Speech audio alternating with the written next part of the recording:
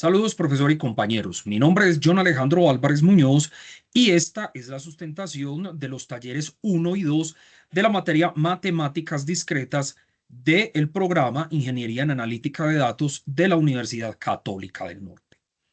Vamos entonces a sustentar el punto número 2 del taller 1 y el enunciado nos dice, suponga que P representa a la proposición estudio matemáticas discretas, Q a la proposición apruebo el curso 2 y R representa la proposición me gusta programar. Traduzca la siguiente proposición lógica a palabras de P y Q, entonces no R. Traduciendo entonces la proposición lógica en palabras, el resultado sería, si estudio matemáticas discretas y apruebo el curso 2, entonces no me gusta programar. Justificando la respuesta, entonces, tenemos inicialmente en la primera parte del enunciado que tenemos una conjunción.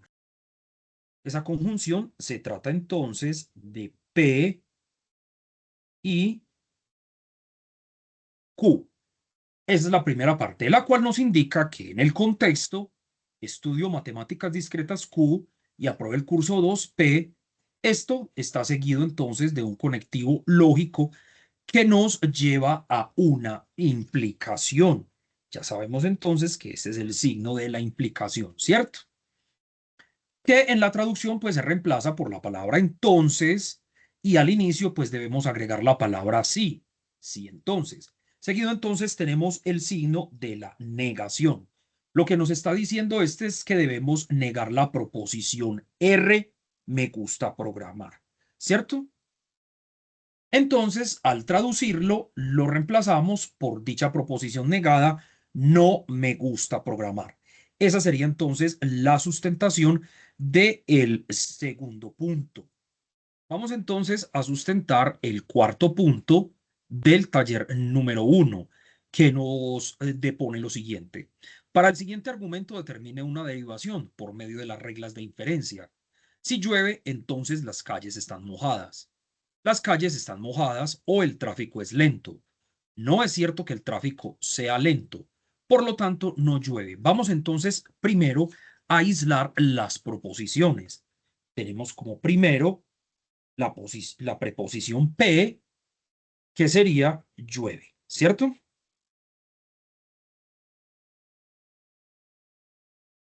Tenemos como segunda la la proposición Q, que equivaldría a las calles están mojadas.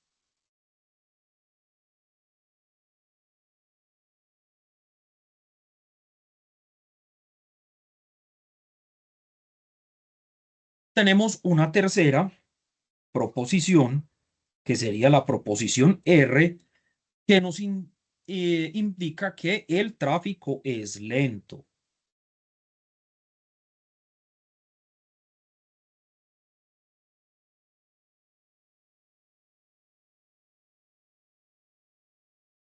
Entonces, simbolizando las preposiciones.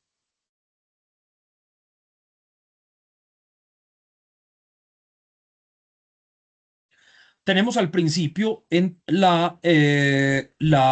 tenemos entonces al principio que nos dice, si llueve, entonces las calles están mojadas.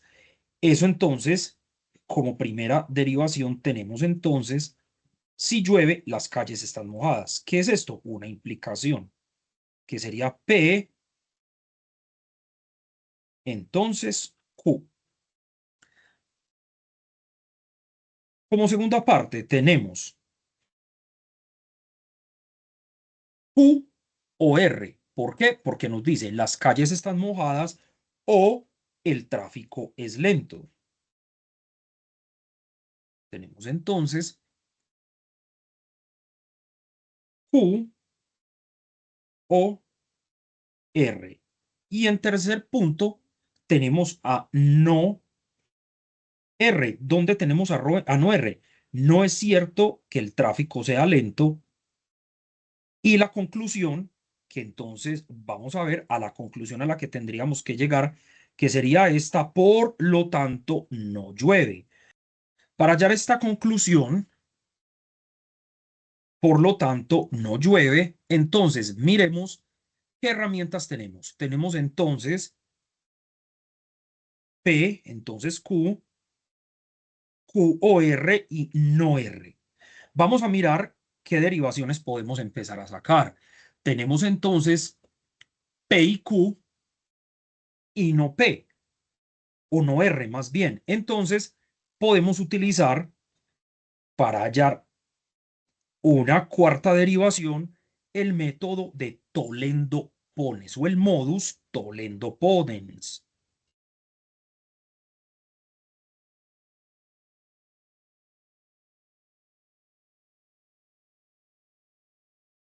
Que entonces nos dice que P o Q y no P, o en este caso no R, nos da como resultado entonces Q. Este sería el método Tollendo o el modus Tollendo-Ponens, ¿cierto? Entonces, esta cuarta nos entrega a Q, sería Q por el modo Tollendus-Ponens. Y ya como segundo tenemos entonces P entonces Q y no R. Entonces aquí llegamos a un meollo del asunto. ¿Por qué? Porque ya no tenemos con las derivaciones, con las diferentes derivaciones que tenemos, ninguna regla de inferencia que nos permita llegar a esta conclusión que sería por lo tanto no llueve. Por lo tanto, entonces podríamos concluir que todo este argumento sería lo que en matemáticas discretas llamamos como una falacia. Y aquí entonces es donde llegamos al meollo del asunto. ¿Por qué? Porque con estas herramientas que tenemos aquí, no podemos llegar a esta conclusión. Ah, por lo tanto, no llueve. ¿Por qué? Porque no existe una regla de inferencia que nos permita avanzar y demostrar que, por lo tanto, no llueve. O que si llueve, entonces las calles están mojadas y que las calles están mojadas o el tráfico es lento o no es cierto que el tráfico sea lento, que por lo tanto no llueva. Pues las calles pueden estar mojadas por cualquier otro motivo, no por el único motivo de que llueve y que el tráfico es lento, pues porque llueve y las calles están mojadas. Vamos a sustentar entonces el taller número 2 y vamos con el primer punto que nos plantea lo siguiente. Describa los siguientes conjuntos por comprensión. A. El conjunto de todos los números enteros pares entre -10 y 10. Y B. Los números entonces 3, 9, 27, 81 y 243. Estos números son los elementos de este conjunto que debemos describirlos por comprensión. Vamos entonces con el punto A. Tenemos entonces, nuestro conjunto entonces se va a llamar el conjunto A. Vamos a ponerlo por acá. El conjunto A. ¿Qué es el conjunto A? ¿Qué nos dice? Que son entonces las X son todos los elementos tal que X pertenece al conjunto de los números enteros. Ya sabemos que los números enteros o el símbolo de los números enteros es la letra Z, ¿cierto? Y vamos entonces a lo que nos denota el rango o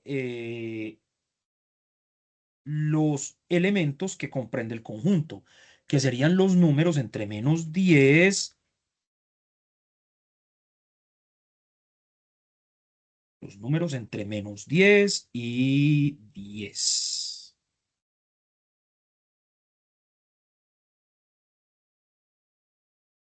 Y 10.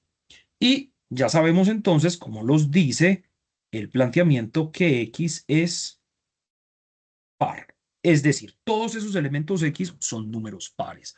¿Cierto? Entonces, A ya sabemos que nos representa el nombre del conjunto.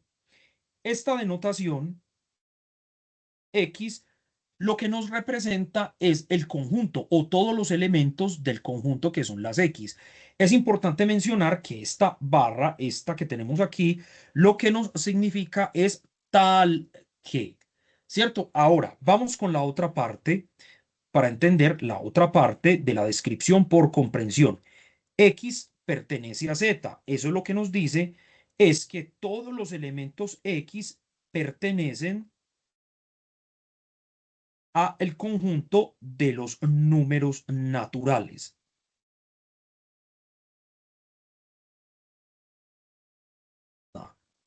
Vamos entonces con la segunda parte. Estas, que es X, pertenece a Z. Esto lo que nos indica es que todos esos elementos X pertenecen a los números enteros. Como ya lo habíamos dicho antes, los números enteros se simbolizan con la letra Z. Y luego vamos a explicar un poco el rango. Este es el rango. Esto es lo que nos dice desde dónde hasta dónde van esos elementos. Es decir, ese conjunto de todo el conjunto universal que serían los números enteros, solo vamos a poner los números pares que van entre -10 y 10.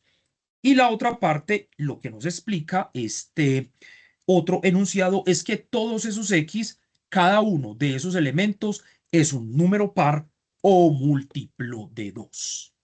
Vamos a explicar entonces el punto B. ¿Qué tenemos en el punto B? Tenemos los números 3, 9, 27, 81 y 243. En esto a simple vista podemos ver que todos estos números son potencias de 3. ¿Cómo así que potencias de 3? Vamos entonces a explicarlo de la siguiente manera. Entonces, a este conjunto lo vamos a llamar el conjunto B. ¿Qué tenemos en el conjunto B? Tenemos entonces una sucesión, que esa sucesión sería entonces 3 a la n. A ver que esta n me quedó aquí como una h. Vamos a ponerla un poquito más bonita, ¿cierto? 3 a la n, ¿cierto? Acá tenemos entonces tal que n, esta n que tenemos acá como exponente, tal que n pertenece a los números enteros, ¿cierto? ¿Comprendidos entre qué? Entre 1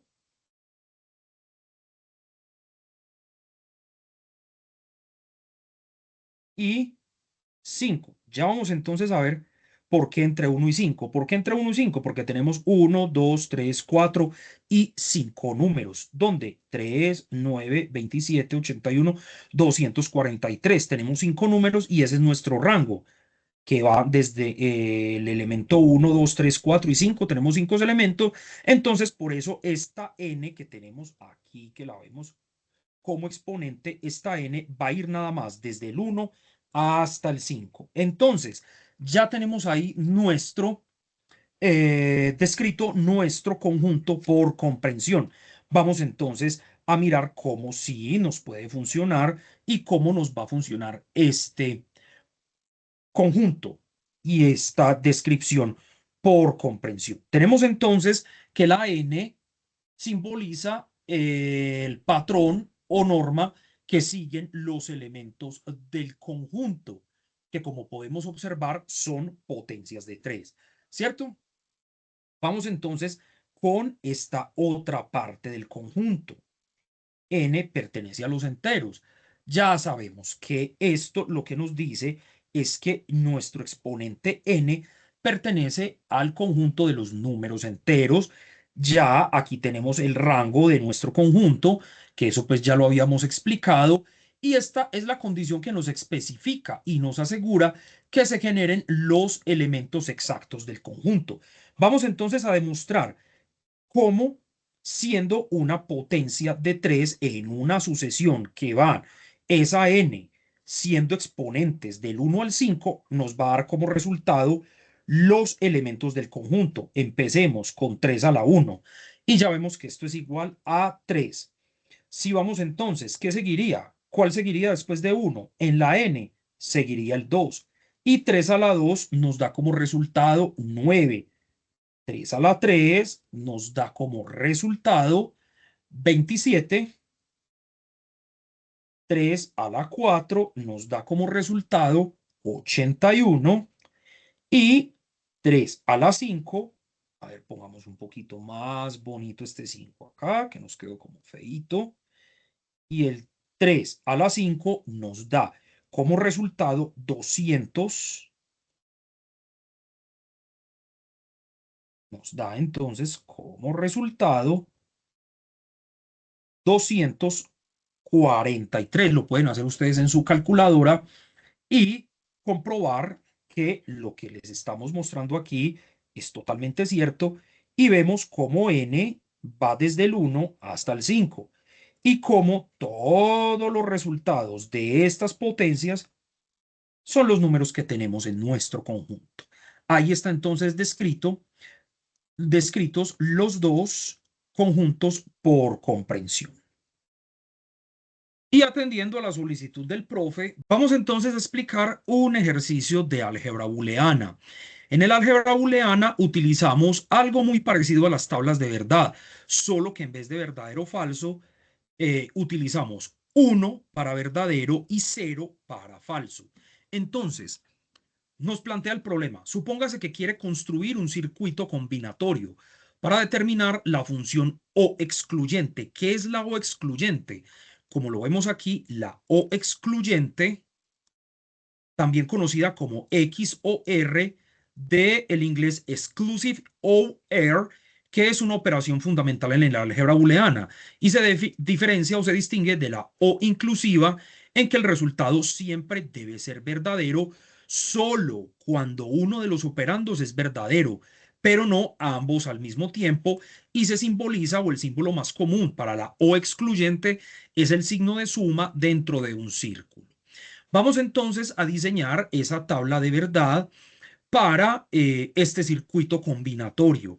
Y lo que tenemos que determinar es si ese circuito combinatorio tiene datos de salida. Si tiene datos de salida, significa que alguna de las combinaciones nos tiene que dar 1. Si toda la tabla de verdad nos da 0, significa que el circuito no tiene datos de salida, por ende el circuito pues no puede funcionar porque uno de los digamos, fines de un circuito es que tenga datos de entrada, un procesamiento y datos de salida. Empecemos entonces utilizando las combinaciones para los datos de verdad. Tenemos nuestras dos variables x sub 1 y x sub 2 y vamos a tratar de buscar todas las combinaciones. Entonces vamos a mirar cuando ambos son verdaderos, cuando x sub 1 es verdadera y x sub 2 es falsa, cuando x sub 1 es falsa y x sub 2 es verdadera, y cuando ambas son falsas. Ya como habíamos dicho entonces que solamente la O excluyente era verdadera cuando uno y solo uno de los operandos es verdadera. Si vemos entonces en la primera parte, ambos operandos son verdaderos. Quiere decir que la O excluyente es falsa. Vemos entonces aquí que en el siguiente operando o en la siguiente fila de la tabla, x sub 1 es verdadera y x sub 2 es falsa. Significa que la O excluyente es verdadera. Si vemos en la siguiente fila, x sub 1 es falsa y x sub 2 es verdadera. Significa que la O excluyente es verdadera. Y en nuestra última combinación, vemos entonces que ambas variables o ambos operandos son falsos, significa que la O excluyente es falsa. Vamos a determinar entonces y a darle conclusión a la tabla. Vemos que sí tiene datos de salida. Entonces, vemos que este circuito tiene un dominio. ¿Y cuál es el dominio? El dominio es el conjunto de los datos de entrada y el contradominio o ámbito es el conjunto de los datos de salida. Para esta función O excluyente que nos resulta de esta tabla anterior, tenemos que el dominio es el conjunto de los datos de entrada. Entonces tenemos las coordenadas que serían 1,1, 1,0, 0,1 y 0,0. Estos serían entonces los datos de entrada de este circuito. Vamos entonces a hallar el contradominio, y el contradominio son los datos de salida.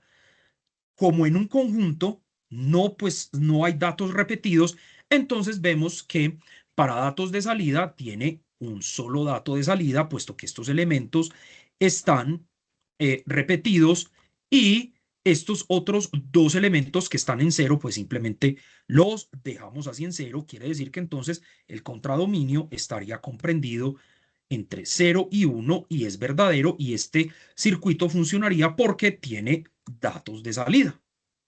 Espero entonces que haya sido claro, que haya sido explícita la sustentación. Muchísimas gracias a todos por su atención.